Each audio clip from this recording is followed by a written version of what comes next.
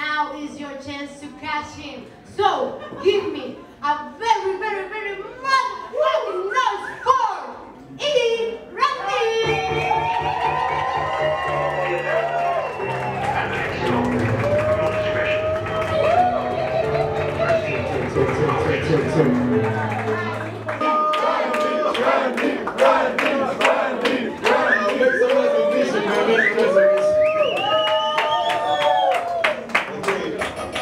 Let's continue. The next song is in French and English. So let's yeah. Whoa, stop.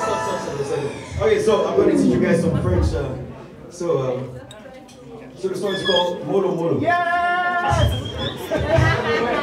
So Molo Molo means slow down.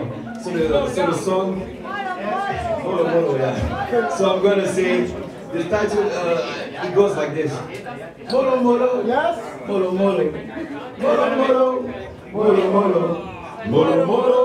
Molo Molo. Molo Molo. Molo Molo. Molo Molo. Molo Molo. Molo Molo. Molo Molo. Molo Molo. Molo Molo. Molo Molo. Let's do it! Yes. It's something to my time. Yeah. It's something to my time. Yeah. It's something to my time. Every time, Kevin Gates. Take the genre de marche sur ma jambe, people go. Je t'ai parlé, mais tu n'as pas changé. J'avais crié pour toi, mais ton cas désespéré. Je go molo molo, et je go molo molo. Molo molo, molo molo. Molo molo, molo molo. Molo molo. Jessica est bonne, mais la gars, tout est nice. En tout cas, on est tous, je dirais qu'il est bad. Toi, le temps, c'est sûrement pour un jeune, sur ma camp.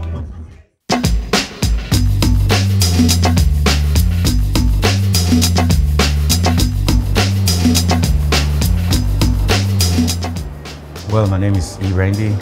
I'm from Cameroon, and I'm an artist, producer, and street musician, and yeah, and I've been doing this for a while now. I think 5 years. Starting my career, I don't really have an exact point because that's what I've always wanted to do. So ever since I was in school, for example, I was like with my friends, we're like hitting the table and I don't know, making songs and trying to replicate other songs, and yeah, and from there it grows, it becomes more. And for me, it's like I'm the type of person that when I think about something, I just pursue it like no matter what. So yeah, so when I came to Germany, I tried to figure out every way, like looking for sessions and everything to go to, and yeah, and it's also the first time where I saw a street musician. I think that's when I came to Berlin, and the first street musician I saw is a legend as well, Infidelix. I think that's the first street musician I ever saw in my life, to know that this is actually possible. And from that I also get like inspired and everything. So yeah, and from there like bits and pieces with friends, and definitely in street music, for example, like I started full-time during Corona.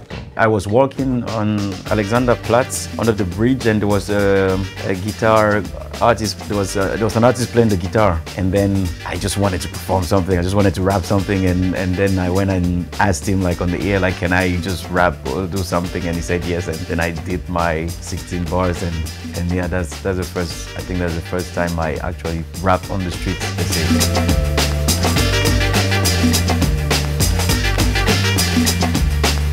Well, in Cameroon, I think it fully depends on the environment. I think it's more an environmental thing, because I grew up in like my elder cousins and everything. Some were listening to country music, some were listening to hip hop music, and you have the local music that we had, like the Makossa, and that was playing and stuff. And also you had also Cameroon hip hop music as well. And we had Kopo. I think Kopo was a famous guy back in the days, and like he had some songs and some hits. And yeah, so from that, I think I just had bits and pieces of everything coming together as one. And yeah, I didn't really think about it that much. I just started doing it like because that's what I liked, or that's what I felt spoke to me in a way.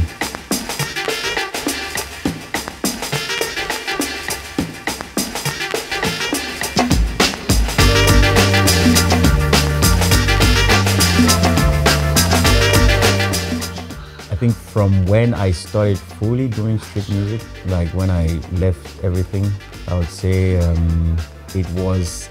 It's like a marriage, for example. It's like a wedding, for example. Like when you start, you're having like a honeymoon phase, because everything is. In my case, everything was like, it was Corona, yeah, everything was down, but I started and everything was going up because, first of all, in Berlin, you don't have so many people that were doing hip-hop music on the streets. You only had Infidelic and maybe one other person, but then I started doing it, and so one, I had like time, and I was a curator of my own show, for example, so I didn't have to like rely on people to book me or ask people to do this, and I could just take my speaker to the streets and just have my show, and that's it. And the plus was I could earn money from it, and it was like heaven when it started, because it was like I'm doing songs and earning money. I can pay my bills with what I'm earning, and everything is good. But as the years go by, then you want, I don't know, then there's a feeling of like wanting more, or like feeling maybe like you're feeling stagnant, wanting to cross over and everything. And so that's where the whole thing starts. Then the whole mental game starts playing, and everything becomes repetitive, and so you try to find ways to make it more interesting. So it's either you travel and you go to other places, experience new things, come back, have like a new breath of life, and then you think about songs, and then you see how people react to the songs, and then it makes you a better composer and producer from that aspect of things. And also you meet also other people, because most of the people that I met, for example, that have had an impact in my life, it's from doing street music, because some people I met them, and then you just get a phone call, oh, like come to, I don't know, to north of Germany, Amsterdam or whatever, and just do this. So it's like so many things, and you discover the world is way bigger than you think. Even Berlin or Germany is so big that you don't even know how big it is. And so, but everyone that knows me now just knows me more of like the street musician and hip hop artist. So people that knew me before, maybe like just knew me from school or whatever. So that's how it is.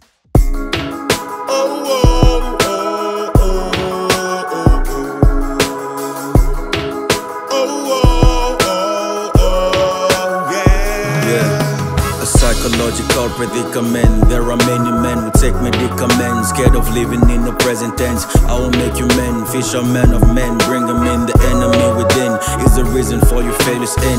Ain't nobody pure, everybody hiding something from everybody else to protect the public image, man. Privacy is dead, got your other brother watching it. It will never end, government ain't trying to be your friend. The more you give it, the more you take it. You make yourself a slave if you can't be independent. Your dignity is sold to become a yes man. For the right price, they will be your best friend. For every street musician is different. It's different. It's not something that you can just say. I can say yes, but I'm saying yes in my case, for example. I can say yes in my case, but there's always a limit. So for example, let's say what if Berlin becomes like London or something? That you say maybe the rent is 2,000 or something, then maybe it won't be. But till now it has been, and I've been doing it for 5 years now, and I have not done any other job or any other thing and gotten help from the state or whatever. So that's what I've been doing for the time being. The disadvantage on my side was the voice, was my voice, because once I started out, it was like I wanted to go out every single day because I just really liked it that much, and I'm the type of person, when I like something, I just do it as much as I can. And so along the years, I think it changed my voice, and then so for the last year and stuff, I've had to like really dial it down in order to keep my vocal cords and stuff. So like maybe I don't make the money I used to make, but it's more healthy for me, because I actually went to the hospital and they said if I continue like this, maybe I'll have to like have a operation for the voice and stuff like this, because I'm stretching, because like speaking for like 3-4 hours every day is like, it's not that good for the voice. How much is the most money you ever made? The most money you ever made on the street? Like how much in a day or what? Yeah, in a day. Man, I don't know, but I think maybe the most is, I think it was in Amsterdam or something, or in I think it's either Amsterdam or Austria, those two places. And in Amsterdam I didn't count, but from the weight I knew it was much, because your deal, like when you do music and street music for for a while. Like you don't really need to count. You just know like this weight equates to maybe this amount. And so in Amsterdam, it was crazy because it was King's Day. I think it was the days following King's Day and stuff. And then I played. I didn't even play for that long yet, but it was like so much weight. So, but I would say like the highest I've made in a day could be maybe like almost 1,000 or something. And that was Amsterdam. But that was like just once in a life. But that was it. But that was it. but that was it. That was in Amsterdam. That was in Amsterdam after the King's Day, and it was like in the afternoon, and I don't know. There was just so many people just walking around, and it was like, I don't know, it was like all the planets just came to a halt. And but ever since then I haven't made it, but at least it was a smile. So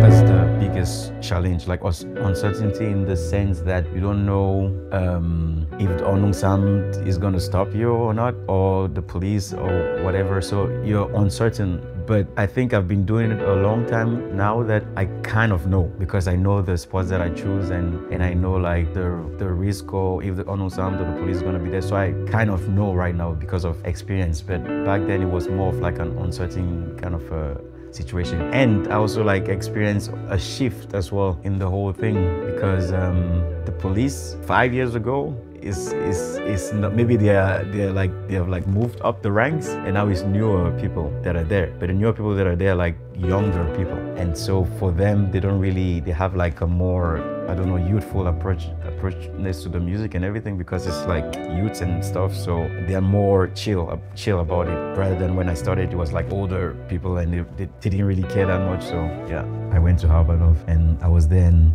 Dean was there as well. My name is Dean Isko. I'm a professional musician from Bulgaria, living in the streets of Berlin. No, living in Berlin, you know. And he went to the other side of the station, and so I started setting on my stuff, and I was playing, and randomly like some person just popped out of like my the door, my blind side, and just came and like punched me, and like, so that was it. So no one has an explanation for anything. So that was just how it happened. So it was just total random stuff. It's not something like maybe I was like arguing with someone, or like it was just a random thing. Maybe it was more of a mental issue with the person and stuff. How did I react to it? Damn, it was painful. Like to get blindsided with it was like, imagine like I'm performing like this, and then someone comes like this on your blind side and like uses all of his energy like and punches you on your jaw. So if, for example, like you have the what the fuck just happened right now or something, but still it was so hard that it actually like fractured my jaw here. So yeah, so we just had to call the ambulance and stuff. So I had to go to the hospital. So yeah, that was the whole thing. It's also not always safe. There are crazy people on the streets of Berlin who provoke you, and they will see the opportunity, make a scene when they see you playing a show and having a lot of people around you. And a lot of these things happen to all of us street musicians. Doesn't matter what music we play, we go through the same shit, all of us. There are people coming and, you know, attacking you. There are people coming and messing with your equipment. There are people coming and stealing from you. All kinds of stuff like that happen on the street. But in the end, the positives are a lot more.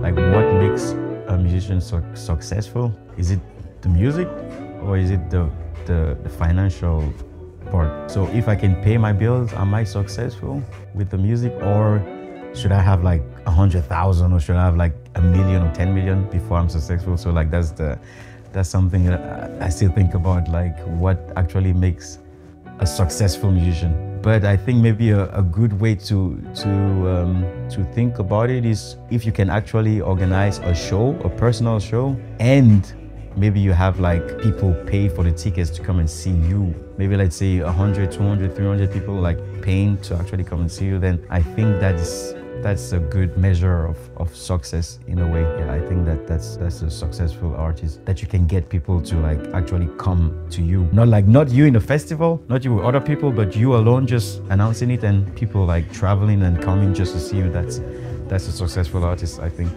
Like most of us, like in the street scene, most of us know each other, and it's like a real tight-knit community with sharing of informations and stuff like this, and opportunities, and yeah, and the other industry as well. You know some of them, other people, because you go to sessions and you meet this person, the guitarist, this other person, artist, rapper, you go to sessions, swag jam, whatever. So it's like a connected thing. It's like artists, like most artists know each other indirectly or directly, so yeah. Well, yeah, so the first part I answered, but the other part, like, it depends on my bank account, you know. so if I have, like, I don't know, a million or 2 million euros, then my future is gonna be way different than the one that I'm thinking about. So maybe I'm gonna be traveling, or maybe I'm gonna be doing projects where, like, I actually, like, go to a specific location to record and work on music there and stuff like this, rather than doing everything from my room and things. And maybe I can actually do, like, way bigger productions. So because of, like, dreams of mine is, like, maybe, like, taking an orchestra or, like, having, like, those kinds of grandiose stuffs and putting them into music. And so yeah, so that's what can be expected, like, if the future is bright. so yeah, so that's what can be expected. It's just to do it. Like, you cannot, as yeah, you just have to do it. Like, there's no other way. Like, you just have to do it. It's just like anything else. If you don't do it, then you're never gonna either get better. You're not gonna start. You have to start somewhere. You have to be, like, bad, and you just have to do it. That's it basically.